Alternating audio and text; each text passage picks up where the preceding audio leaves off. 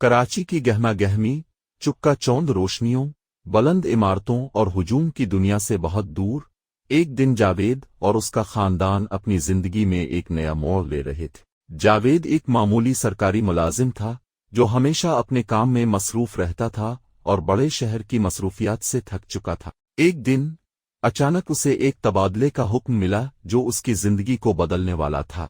इसका तबादला कराची से हैदराबाद के एक दूर दराज जंगल में वाक़े एक गांव में हो गया। जावेद का खानदान शुरू में हैरान और कुछ हद तक परेशान था, मगर जावेद ने उन्हें यकीन दिलाया कि ये तब्दीली उनके लिए बेहतर होगी। कराची की मसरूफ जिंदगी के मुकाबले में जंगल का सुकून और फितरत की कुर्बत उनके लिए राहत बख्श साबित हो सकती है। चंद हफ्तों की तैयारी के बाद जावेद, इसकी बीवी मरियम और उनके दो बच्चे अहमद और ज़ैनब अपनी नई जिंदगी की तरफ रवाना हो गए। गांव पहुंचने के बाद जावेद को अपने दफ्तर के एक मुलाजिम ने बताया कि उनके रहने के लिए एक पुरानी हवेली दस्तयाब है जो कुछ अरसे से खाली पड़ी हुई है। वो हवेली जंगल के बीचों बीच थी और देहात के करीब वाक़ थी। जावेद के दिल में एक अजीब सा तजस्सुस था। जब वो हवेली पहुंचे तो वो एक शानदार इमारत थी, मगर उसकी हालत खराब थी। दीवारें जगह जगह से टूट फूट चुकी थीं और बागीचा झाड़ियों से भर गया था। जावेद ने हौसला किया और अंदर दाखिल हो गया। हवेली के अंदर एक अजीब सी खामोशी थी। मरियम और बच्चे भी कुछ घबरा रहे थे, मगर जावेद ने उन्हें हौसला दिया। ये जगह हमारी नई शुरुआत के लिए बेहतरीन है, बस थोड़ी सी सफाई और मरम्मत की जरूरत है, जावेद ने कहा। पहली रात जैसे ही सब सो गए, हवेली में कुछ अजीब सी आवाजें आने लगीं। कभी फर्श पर कदमों की आवाज, कभी दूर से कोई सरगोशी। जावेद की आंख खुल गई। उसने सोचा कि शायद ये इसकी थकन की वजह से है, लेकिन फिर अचानक एक जोरदार आवाज आई, जैसे कोई चीज गिर गई हो। जावेद उठकर बाहर गया तो कुछ नहीं था।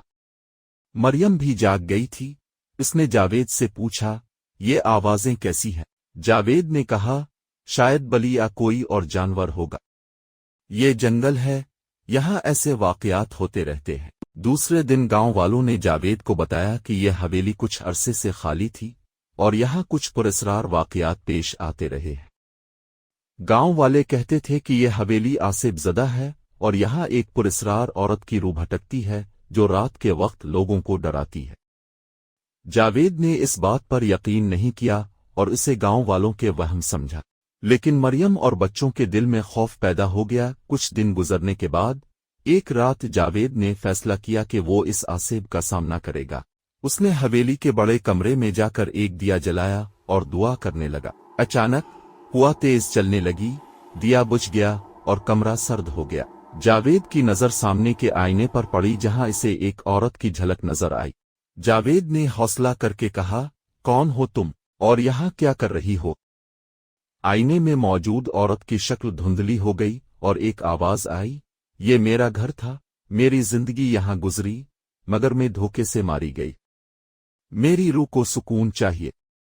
जावेद ने अपनी हिम्मत जमा की और कहा, मैं तुम्हारी मदद करूंगा। जावेद ने गांव के बुजुर्गों से मशवरा किया और हवेली की पुरानी कहानियों के बारे में जानने की कोशिश की। मालूम हुआ कि कई साल पहले इस हवेली में एक खूबसूरत औरत रहती थी जो अचानक गायब हो गई थी। लोगों का कहना था कि इसका कत्ल हुआ था, मगर कातिल कभी पकड़ा नहीं गया। जावेद ने फैसला किया कि वो इस औरत की रूह को सुकून देगा। उसने हवेली के पिछले हिस्से में जाकर खुदाई की और एक पुरानी कब्र दरियाफ्त की। वहां इसे कुछ पुराने जेवरात और एक खत मिला जिसमें औरत के कत्ल की दास्तान थी। जावेद ने गांव वालों के साथ मिलकर औरत की रूह के लिए दुआ की और उसकी कब्र को इज्जत व एहतराम के साथ दफन किया। अगली सुबह हवेली में एक नई ताजगी थी। वो अजीब व गरीब आवाजें खत्म हो गईं और हवेली में एक सुकून सा छा गया। जावेद और उसका खानदान अब यहाँ खुशी खुशी रहने लगा। गांव वाले भी अब उनसे दोस्ती करने लगे थे और जावेद की बहादुरी के किस्से सुनाने लगे। जावेद ने अपने खानदान के साथ इस हवेली को अपनी नई जिंदगी का मरकज बना लिया। उन्होंने हवेली की मुरम्मत की, बागीचे को संवारा और गांव वालों के साथ मिलकर यहाँ एक सुकून भरी जिंदगी गुजारी। इस कहानी से ये सबक मिलता है कि मोहब्बत, ہمت اور نیک نیتی سے ہر خوف اور چیلنج کا سامنا کیا جا سکتا ہے، اور کبھی کبھی جو چیزیں ہمیں خوف زدہ کرتی ہیں ان کے پیچھے بھی ایک دلکش داستان چھپی ہوتی ہے۔